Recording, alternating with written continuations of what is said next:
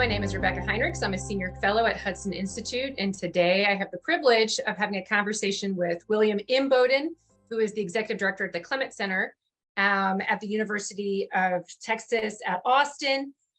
He is such an interesting writer and he's a friend of mine. But he's interesting, especially to me, because he has a long career also in actually implementing policy as a policymaker for some time at the National Security Council.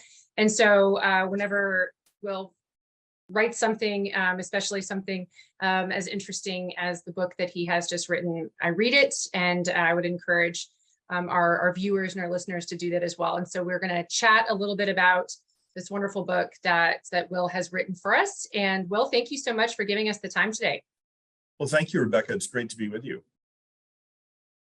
So the first thing I wanted to ask about, so we're going to be talking about the Peacemaker, Ronald Reagan, the Cold War, and the world on the brink. Hold up my copy too. That's right. Great.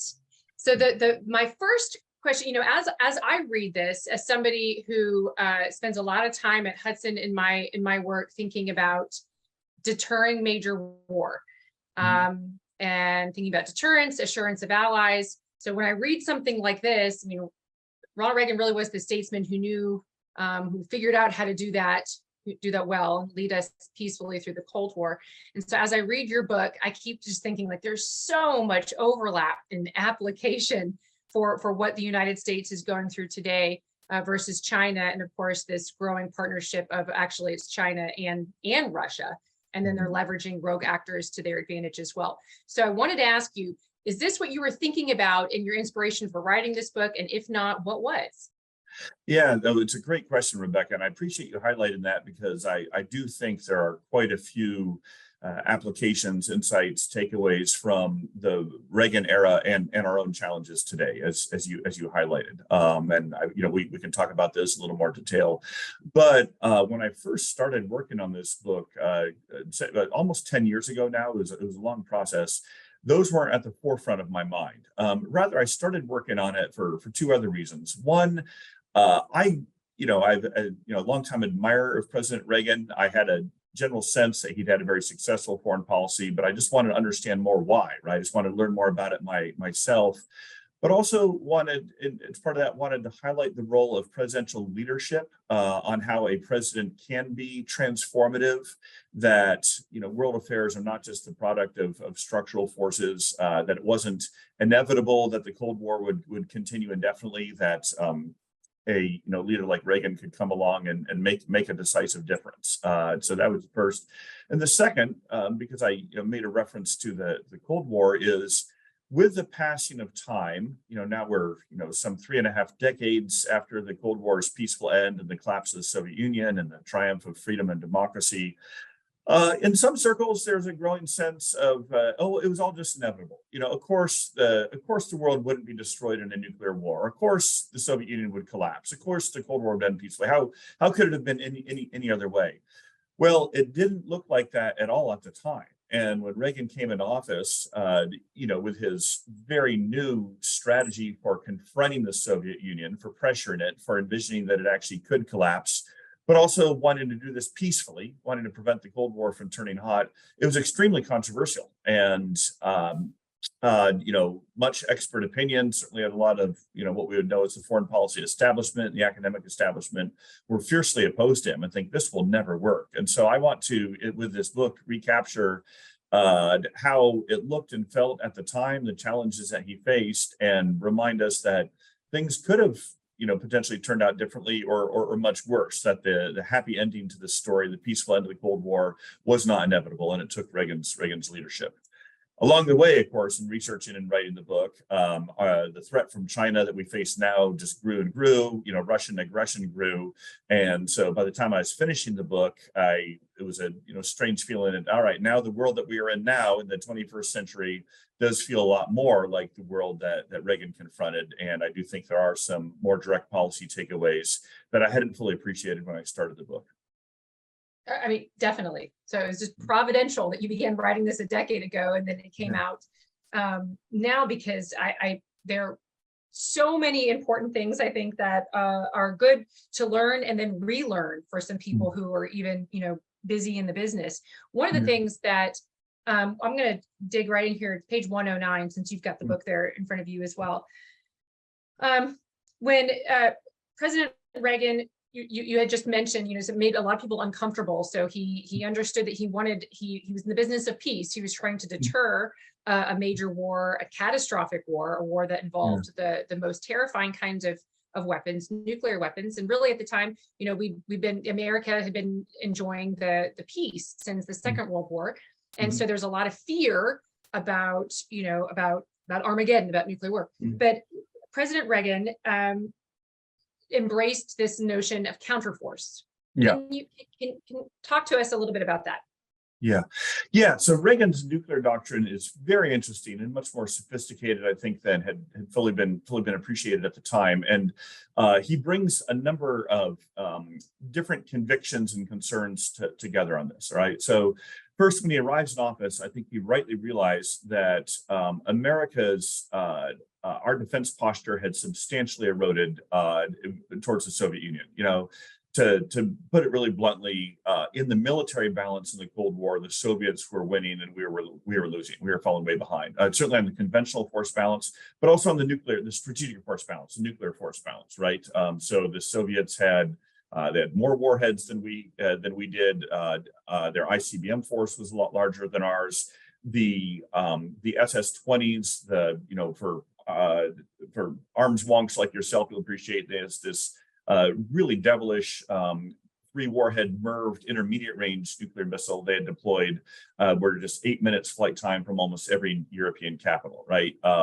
And so Reagan comes in office, I think, rightly determined to restore the strategic balance, restore the margin of safety, to bolster America's nuclear arsenal to deter the Soviets, because he was worried, one, that the Soviets might think they could actually get away with the first strike, but two, that they might feel like their nuclear advantage was so strong that they could win without fighting, that they could engage in nuclear blackmail and just threaten that on us, and that we or our allies would have to capitulate. However, and this gets more to your question about counterforce targeting, Reagan there was a, I think, deep humanitarian streak with him that is often not appreciated.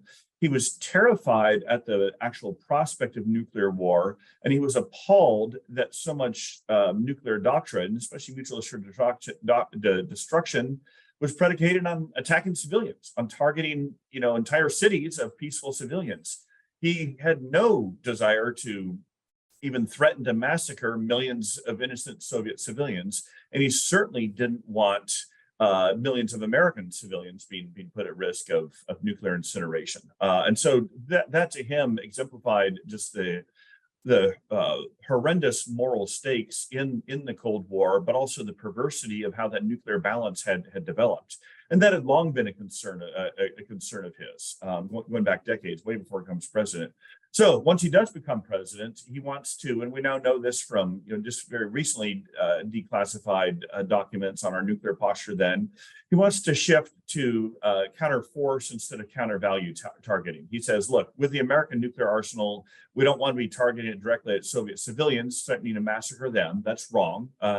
We want to, that's what was known as counter value targeting. He says, we want to target it at the Soviet nuclear arsenal itself, counter force. And so the beginnings of his shift in our strategic posture are build up our nuclear arsenal to deter the Soviets and change our targeting posture. So we're actually going against their arsenal itself, rather than just threatening to incinerate millions of civilians. Now, nuclear weapons have a very, very big bang, as you know very well. And so it's not like there would be a guarantee of no civilian deaths. But it was a beginning of Reagan's effort to accomplish those two goals of restoring our deterrence, but also bringing a new sense of commitment to human dignity and morality to how this was being done.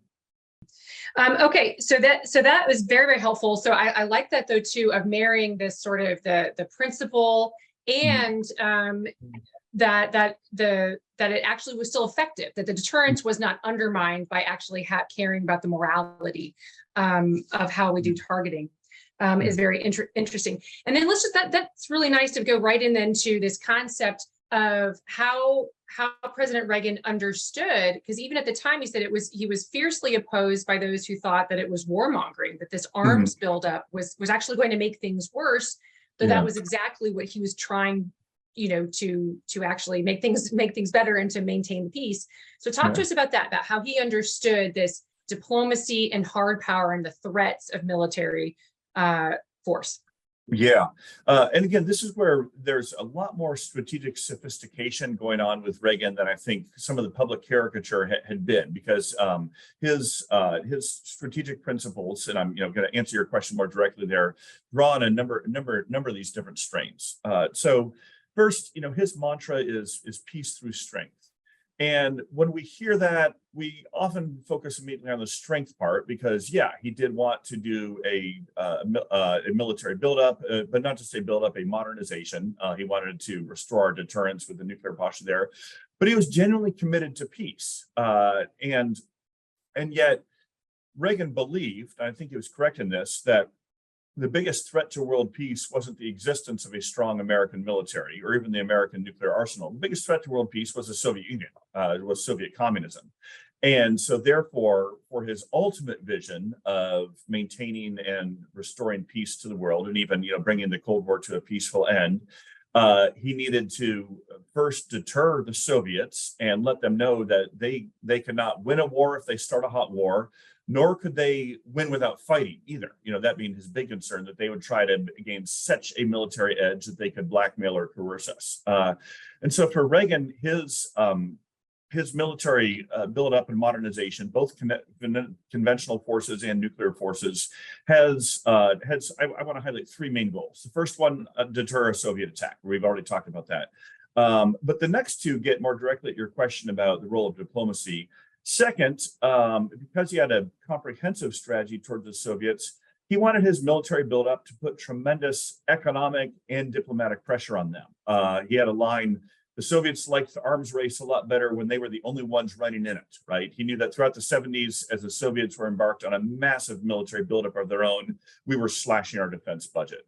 And Reagan said, look, that's just nonsense. And he would often say, weakness invites aggression. And by making ourselves weak, we are inviting Soviet aggression. But he believed, and we now know he was actually exactly right, but few experts at the time saw this, that the Soviet economy couldn't keep pace in an arms race. And so if the United States restored our economy and started doing our own military buildup, that it would put tremendous economic pressure on the Soviets. But the key part here, too, is Reagan didn't want to just get into a numbers race. He didn't want to, just try to build as many tanks as they had or as many ICBMs as they had. He wanted to leverage American technology and ingenuity and innovation to build, to give us a qualitative edge in our weaponry so that American weapons would be so much better than the Soviet ones. So that even if the Soviets had higher quantities, ours are so much qualitatively better that they couldn't keep up. And that's why my summary of that is his military modernization was designed to outsmart the Soviets as much as outspend or outbuild them.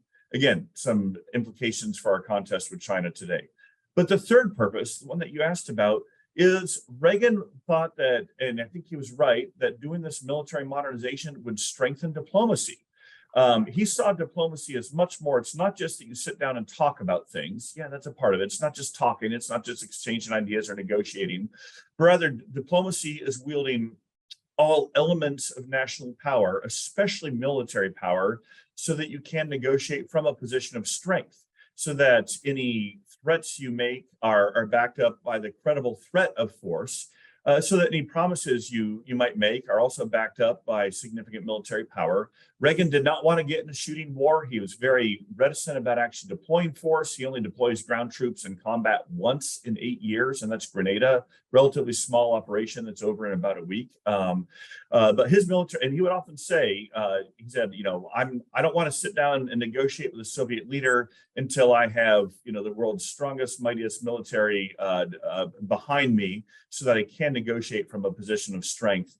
And that will induce the Soviets to get more serious about arms control, about cuts, about reducing their threats against us. And so too often in today's world, we'll say things like, well, we either will have a diplomatic solution or a military solution, or we'll either use diplomatic tools or military tools. even framing it that way, you're wrong. You've lost the argument already, right? Rather, a strong military backs up, reinforces, can integrate with diplomacy, negotiations, diplomatic outreach. And that was, I think, Reagan's really key insight, which, in hindsight, we see he was absolutely correct about. Absolutely correct. And even now you'll hear criticisms sometimes of things that either the most recent president, President Trump, or current president, President Biden, will do things, and people will see it as provocative if it has something to do either rhetorically with threats or actually with deploying different weapon systems or increasing U.S. deployments, et cetera. That immediately the response is, well, that seems provocative. That seems like you're moving away from the things that are necessary for peace, and that what we really need to do is just talk and negotiate for getting sort of that hard power peace. Yeah. And again, for Reagan, he did not draw that distinction between hard power and soft power. He wanted to wield, like I said, all elements of national power. And it was in this ultimate vision of peace. That's why I titled my book The Peacemaker. It's not meant ironically or sarcastically. It's meant very sincerely. That's how Reagan saw himself. But again, it is not a formula of peace through surrender. It is a formula of peace through strength and of peace through, weakening and eventually bringing down the Soviet Union. Well, let me also then add about this too, because this is really interesting.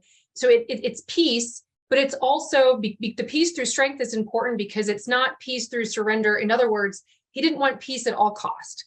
He wanted peace, principled peace that would be just and would be good for the United States. Talk about that component too, because I think even on that side too today, people think like, well, look, you'll hear both sides of the aisle. For instance, just take one particular horrible thing that's going on in the world with Russia and Ukraine. And when people like to sort of quote, it's like, look, if Joe Biden was like Ronald Reagan, he would just negotiate with the Russians and give them Ukraine. And that's not the right answer either. So talk about that a little bit, if you would. Yeah, I mean, so another, I think, summary of what Reagan wanted is he wanted peace through freedom, right? So he was very committed to supporting, protecting American freedom, protecting the freedom of our allies, and frankly, promoting freedom in other countries under tyranny, under communist slavery around the world. And so for him, he was not going to purchase peace at any price through, surrendering, like I said, surrendering freedom.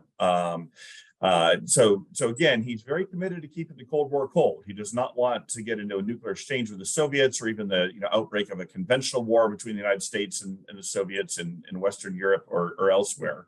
But it's a much more comprehensive strategy of pointing towards that peaceful end through the expansion of freedom. And that's why he was so committed to, as part of his Cold War strategy, supporting political dissidents and religious dissidents, Catholic priests, Protestant pastors, Jewish refuseniks in the Soviet Union behind the Iron Curtain. He wanted them to know that America is on their side as well in their quest for freedom against these tyrannical governments that they're living under. This is why he'll do things like demand the tearing down of the Berlin Wall, which he saw as a horrible affront to freedom.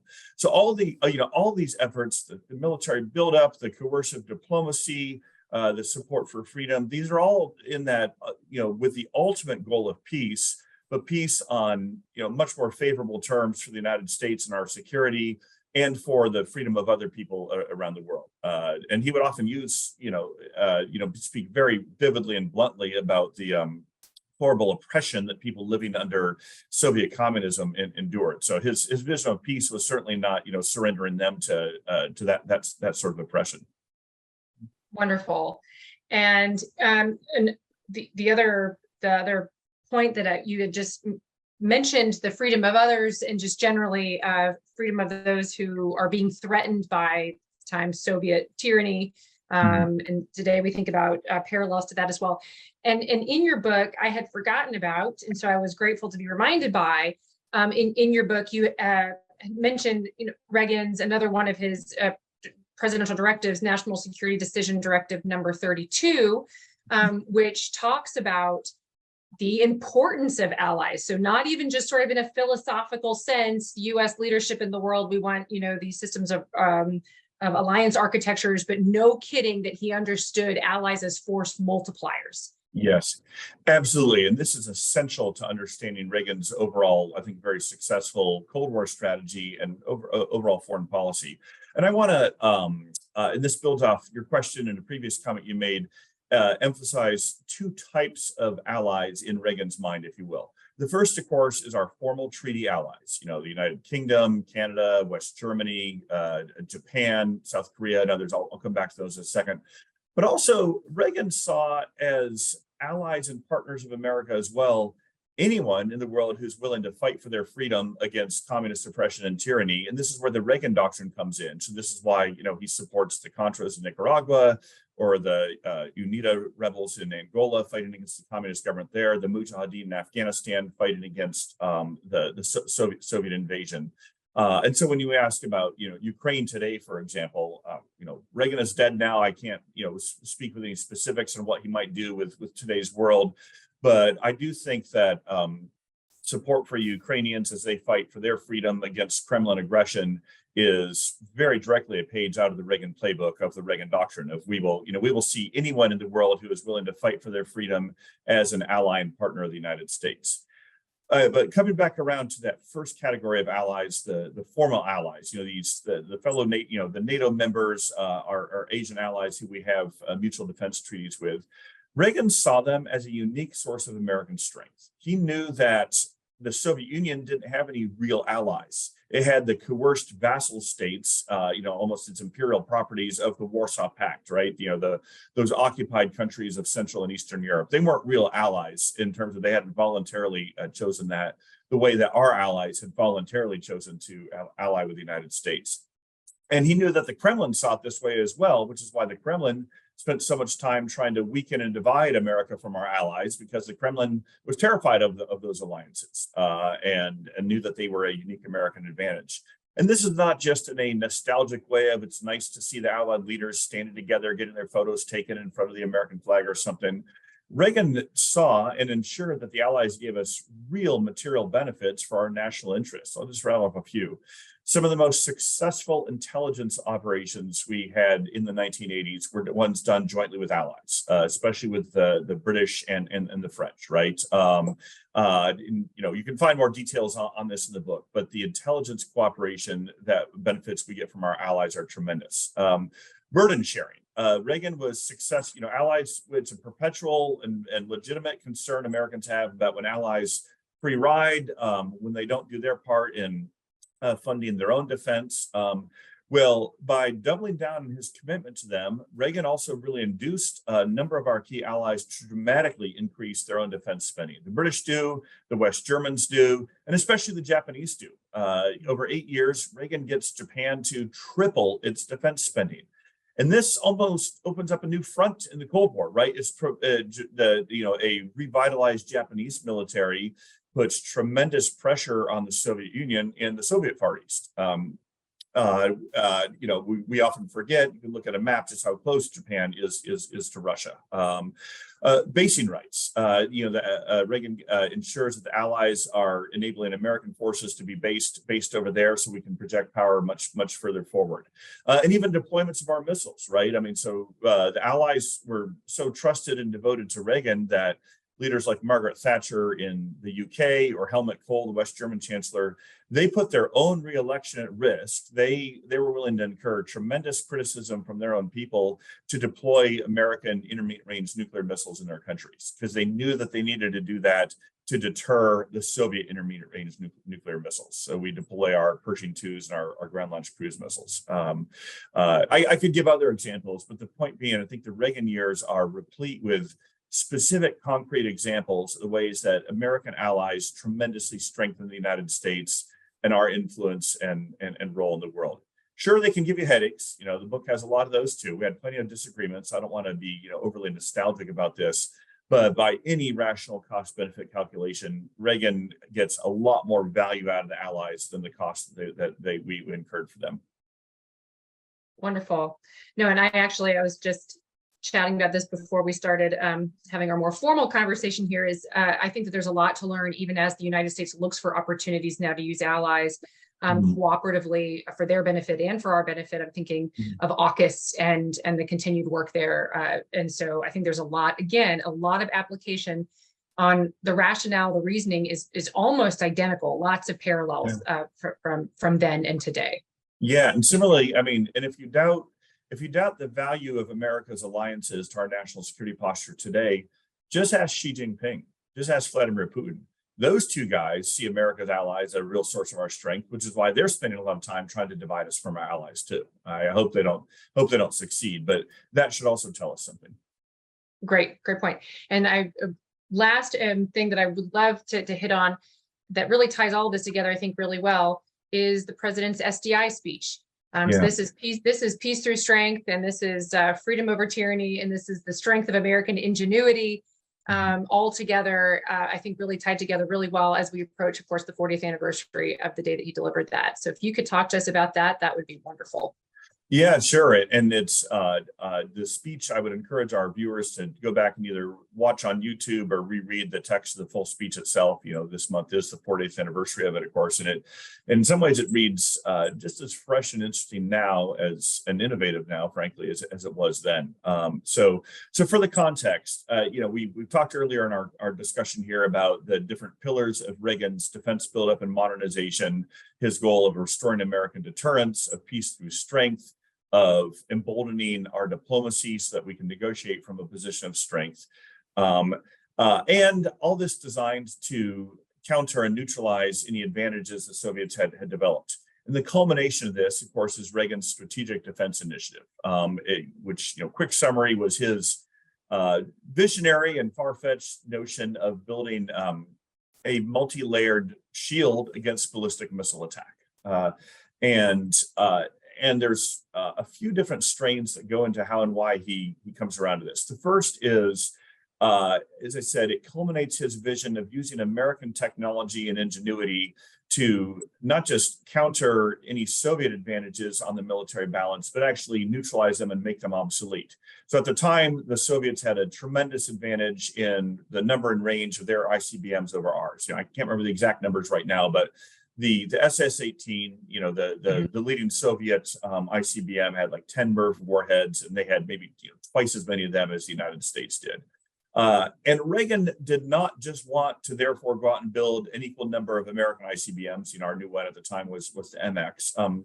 He thought, what if we can actually come up with a next generation technology that renders those SS-18s obsolete, so that no matter how many the Soviets launch at us, none of them will get through, right? Again, it sounds fantastical, and it was rather fantastical. But he hoped that with that, we would show the Soviets, no matter how many more rubles you are throwing at your SS-18s and whatever other new generation of long-range, of ICBMs you're building, they won't get through. We'll turn it into an obsolete technology. So that's the first part of, yes, it is part of his, defense strategy to restore the American edge in the military balance. But the second part of it is he wanted to fundamentally change the entire strategic balance in the Cold War, which had been predicated on that balance of terror, on mutual vulnerability, mutual assured destruction. And he had said, look, thus far, the arms race in the Cold War has been outracing each other on offensive weapons. Let's see who can do more to kill more of the other side's people. What if instead of pursuing that strategy of destruction and vengeance, we flip it where it's now an arms race to strengthen our defensive postures, and we compete to see who can save more lives, right? Who can protect our people better. And Reagan had this wonderful way of taking a fairly complicated concept like that and putting it in simple language. Like, we're racing to see who can defend more lives and protect more people. But his ultimate vision was he wanted to see all nuclear weapons eliminated, right? I mean, he's very visionary, that it's all, a dream he has. He's terrified of these weapons. He was not just going to unilaterally disarm. He's very critical of, calls for a nuclear freeze or anything, but his hope is to make all these weapons so obsolete through this missile shield that we can just get rid of all of them from the face of the earth. He is really terrified of them. But he's very clear on the sequencing. You first need to get rid of the Soviet Union itself, which is the biggest threat to world peace. And then he hopes along the way you can get rid of nuclear weapons. Reagan was realistic enough to know that, look, building a missile shield like this isn't going to happen next year, even though the United States has tremendous technological resources and innovation, and anything we put our mind to, we can. We put a man on the moon 15 years earlier, 14 years earlier when he's given the speech. He has a line at one point. He says, "Look, when someone first came up with the idea of a submarine, we were skeptical of it, but now we're the world's leaders in submarines." But he wanted at least sketch a vision, set a vision out there, even if it would be potentially decades before SDI would become operational. And of course, many skeptics tutted this and said this will never work. But Mikhail Gorbachev, who becomes a Soviet leader, he worried that it could work. He was terrified of this. And we now know that SDI became absolutely essential to strengthening Reagan's diplomacy in pressuring the Soviet Union and getting it to agree to eliminate all of its intermediate range nuclear missiles in the INF Treaty, and eventually to the system's own collapse. And then, look, I think you're much more of a technical expert on missile defense than I am, but I think we can trace now the missile defense systems we do have, and partners like Israel do have, and we're sharing some of these with the Ukrainians. Their intellectual birth, of course, goes back to the Reagan era, and when he starts this research program for SDI. And even if the full-fledged SDI doesn't become operational, it certainly leads to a number of, I think, very helpful, the Patriot, for example, systems which we have now. No, I think it's absolutely true that even the concept and thinking about it from a position of strategy, that having defenses actually also bolsters the credibility of your deterrence, because you're demonstrating, that you're willing to point these weapon systems at the bad guys, but you're also willing to defend, and so it bolsters the credibility that you're willing to use these and defend your own people. So I think it strengthens deterrence, and from a technical perspective, absolutely, a lot of the technology that sort of came out of this idea of the president's vision, it has been applied to the homeland missile defense system that we have today. And of course, it's my hope that we would continue to build on that research and technology. And really, so many decades after the president gave that speech, the technology has actually moved forward in a lot of ways, even if for different applications. And so his vision could be even closer to being realized, I think, today than maybe he even had the ability to make it come true at his time.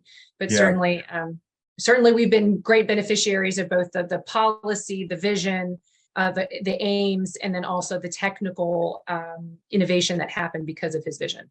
Yes, absolutely. Well, thank you so much. This has been absolutely a delight. I would love to continue chatting about everything else that's in your book. I would once again encourage those watching from home to go out and buy the book.